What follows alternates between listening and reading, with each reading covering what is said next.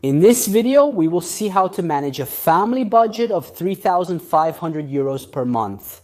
But before we start, subscribe to the channel because over 80% of the people who watch my videos are not subscribed to the channel. Another small note before we get into the heart of this video, I wanted to make it. Regarding the meaning of a family budget of 3,500 euros per month, because some of you will remember these videos. I tried to make them in vertical videos, shorts or reels on Instagram, and I had a lot of comments. I won't tell you what they were writing to me because obviously in a minute you can't explain everything properly. And I had said that I would do it in long videos like these on YouTube, and here I am doing it. By the way, let me know in the comments if you like this format because I would like to bring it to many others. Budget, or even for single salaries or only for couples, let me know anyway in the comments what you would like to see with this type of video. 3,500 euros per month budget for me means that the monthly average of income, excluding 13th and 14th, and let's say extra income, is 3,500 euros per month. In this case, I will talk about a family of 4 people where both parents work or even just one parent works. Let's say that's the point. The total net income is 3,500 euros per month with the single check between the wife's and husband's salary. However, this is the total. Once this is clarified, let's get into the heart of the budget. I've come to the conclusion that this percentage breakdown is perfect for achieving a balance and building financial stability. By financial stability, I also mean having some money set aside to deal with unforeseen circumstances and live peacefully, which, with proper money management and decent income, is possible even today in 2024. So let's start right away with the first category, which are the necessities. Necessities should be 60% of our income. If you can stay at 50%, it's even better. However, given the period, given that there have been a lot of increases and inflation has skyrocketed, I have adjusted this percentage. 60% of 3,500 euros a month is 2,100 euros.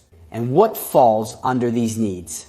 Well, certainly mortgage and rent, bills, groceries, clothing, health, and transportation should also be included. So transportation in the sense of what I need to get to work, fuel, gasoline, diesel. What I use, of course, to get to work, to move around, because obviously it's a necessity. Okay, now, I'm not going to go into detail about all the items I've listed, but if you want me to in the next videos, let me know in the comments. Roughly speaking, however, let's say that the mortgage or rent payment, in my view, should not exceed 20% of our income, which in this case is 700 euros. Okay, so 700 of these go for the mortgage. For the expense, another 6,700 could go. And so we're already at 1,400. And then we have another 700 euros to divide for other things. So clothes, bills, and fuel. And then health. So we mean the pharmacy discussion. Okay, then obviously, guys, another clarification I make is that every situation is unique. Every family has a different situation. So this is a bit of a... They want to be general lines to give you some points of reference and adjust your budget a little bit. Then, of course, there are exceptions. There are special situations. So maybe you will have to go and tweak these percentages a little bit. But there's also one thing to say, that if your situation right now is not like the current one, which I will write to you at the end of the video. It means that where you are is a starting point. This should be an end point. So you can go to work to smooth out, arrange your exits in order to get closer to these percentages.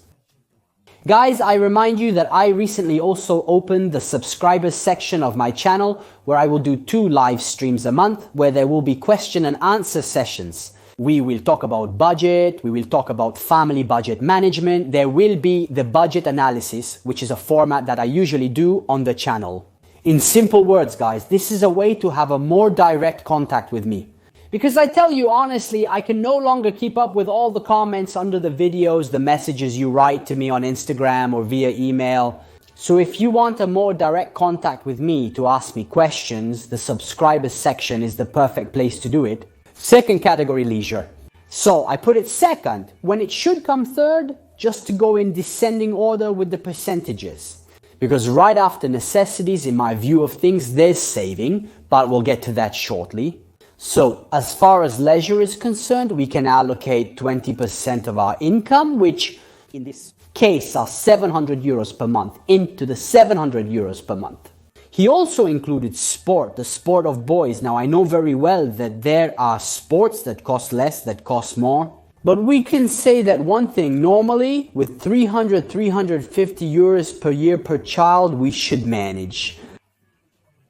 Always keep in mind that in 12 months, 700 euros per 12, we're talking about 8,400 euros a year.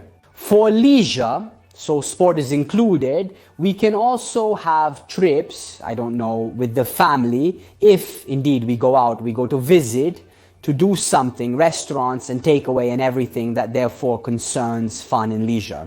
Guys, I would also include entertainment, so cinema, possibly subscriptions to Netflix, Disney Plus and whatever else. I advise keeping the number of subscriptions to a minimum, usually 3 or 4, to avoid having too many. We spend 60, 70, 80 euros a month, but then do we make the most of all of them? Or would just one, at most two, be enough for us? Here there's some thinking to do. Let's move on to the third category, which is savings. As I always say, at least 10% of your income should be allocated to savings. For emergencies, it's okay to create an emergency fund and feel secure for when things break down. The car, the washing machine, the dishwasher, the bed. My son broke the bed just yesterday, so I will have to get a new bed.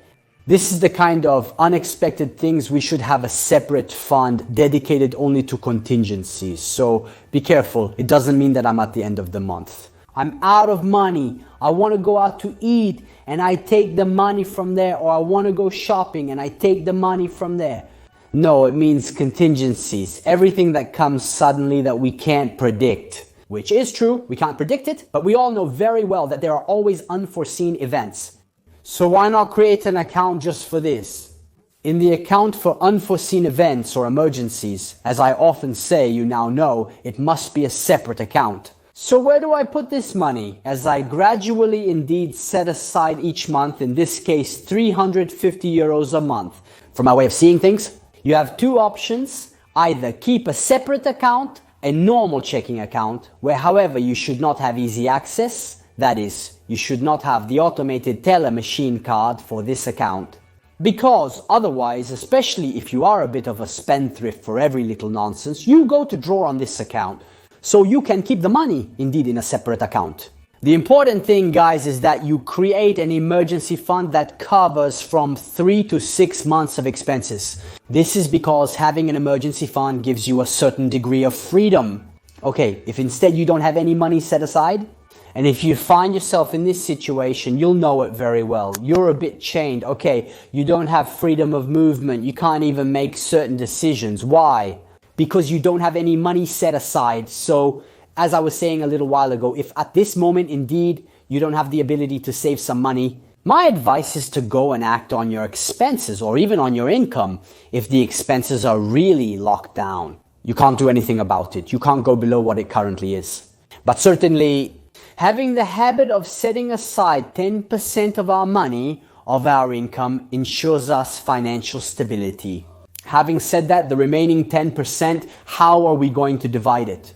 I divide it into two categories. 5% are the annual expenses. What are the annual expenses? These are all the expenses that come once a year that we have to pay annually, like the car tax, insurance, and garbage tax.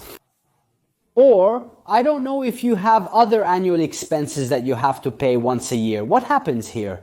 That normally, if you don't have money set aside and you don't have a small fund for this, you find yourself saying, oh my, this month I have a lot of expenses because I have to pay the car insurance.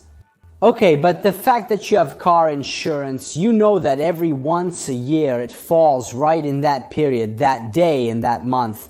So why not set aside a small monthly amount that then indeed is intended for this expense? We're discussing 175 per month, which amounts to 2,100 annually. And I would say that the car tax and insurance, even for 2 cars, then, okay, it depends on the car and everything else. But if you're in this situation, it's not like you can afford a car that costs 30, 40,000 euros, not even 20 in my opinion. Anyway, roughly this amount is an amount that could be sufficient for this type of expenses. I, for example, have a fund. I set aside 150 euros a month just for car-related expenses, so tax, insurance, regular maintenance, and possibly also for unforeseen events. Then, of course, if the unforeseen event or breakdown is big, I go to draw from my contingency fund. But if it's a bit more contained, I take it from this money that I know is only intended for car maintenance. And so the annual expenses, the last 5% of our budget, in my opinion, should be dedicated to medium and long-term savings. Be careful what I mean by medium and long-term savings. I mean a small fund that is intended for all those medium and long-term expenses. For example, it could be the car, changing the car, which happens every, 10 years. Every 10 years, we change the car. It costs about 175 euros per month or 2,100 euros annually, depending on whether we buy it new, used, or something else. If indeed we set aside this money, in 5 years we have 10,000 euros, in 10 years we have 20,000 euros. This means that we can buy the car, change the car cash without paying interest and without taking out loans. I know perfectly well that for some these may seem like science fiction. I know very well that in Italy the salaries are low. I know very well that the expenses are high. In my opinion, this budget, 3,500 euros a month, is just right, just to be able to do everything. It's a bit tight. But if indeed we don't have high demands, we don't want to get the villa and the 40,000 euro car, we can stay within it. And avoiding loans also means avoiding paying interest, avoiding having a fixed expense on our backs. And this is the thing that we all should look at. That is, keeping the fixed expenses as low as possible. This expense, obviously. I know that many perhaps do not have this situation at the moment, so they do not have all this freedom to divide their budget in this way. 175 euros a month, in my opinion, could also be the maximum for a possible installment for a car, furniture, or something else anyway, for a loan. Then the ideal would be to get to this situation where I have money aside and I don't need to take out loans. This, in my opinion, for a person who has a life, so to speak, within the norm, without big demands, I think it's a very, very interesting situation to reach, which in my opinion is financial stability, where it's not that you become rich, loaded, but you manage to pay for everything. You're calm because you know that if something happens to you, you have money to pay for it. You can take vacations. And here we come to the point of vacations. Where do I get the money for vacations? Fabio Macchione. The money for vacations should come from the 13th and 14th salary. If you only have the 13th, then it depends. Obviously, as I was saying at the beginning, all situations are different, so you have to adapt all of this a bit. But let's say we can trim a bit, maybe from leisure, keep, 15% of our income for monthly leisure, in quotes, and 5% for annual vacations, which roughly we could divide into precisely 6,000 euros for monthly leisure and 2,400 euros for annual vacations. I think that's a decent amount to be able to take a week's vacation without obviously having too many expectations. Then there are a lot of possibilities. However, as I was telling you guys, these are some of the general lines. Then obviously everyone has their own situation.